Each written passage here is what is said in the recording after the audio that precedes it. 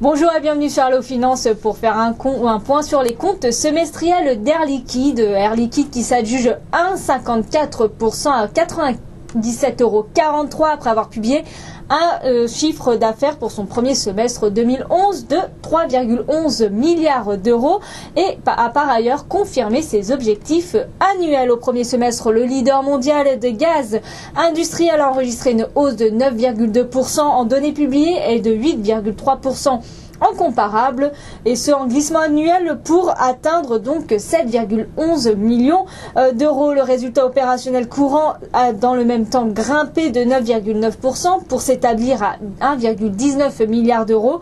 Du côté du bénéfice net, c'est encore mieux. Il a dépassé les anticipations des analystes en ressortant à 750 millions d'euros contre 740 millions d'euros attendus en moyenne par le marché. Dans le détail, l'activité de la branche gaz et services qui représente 89,3% des revenus globaux du groupe a atteint 6,35 milliards d'euros, soit une progression de 11,6% en données publiées et de 10,5% en comparable. Par ailleurs, le groupe se fait ici de la bonne dynamique de croissance dans toutes les zones, notamment dans les économies en développement, plus 28%, et également dans les économies avancées, dont la croissance de l'activité est ressortie à 7%.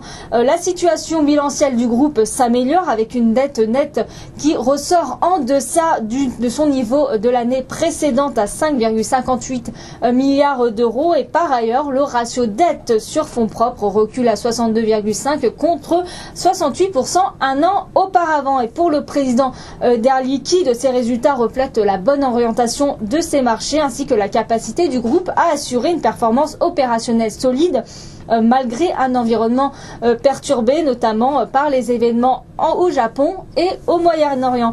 Dans le cadre de son programme ALMA 2015, Air Liquide a renforcé sa présence dans les économies en développement qui représentent actuellement 21% des ventes gaz et services, et le groupe ambitionne de s'inscrire en tant que pionnier sur les marchés à forte croissance pour consolider ses fondamentaux et poursuivre son développement dans la durée.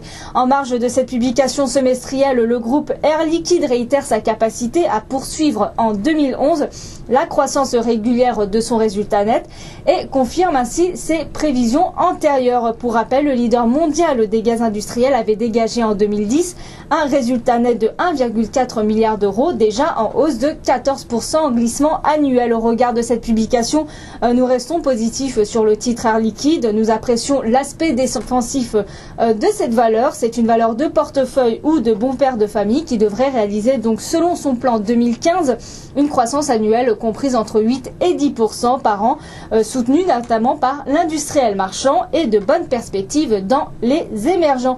À moyen terme, on peut tabler sur un objectif de cours de 115 €. Voilà ce qu'on peut dire sur Air Liquide. À très bientôt sur Allo Finance.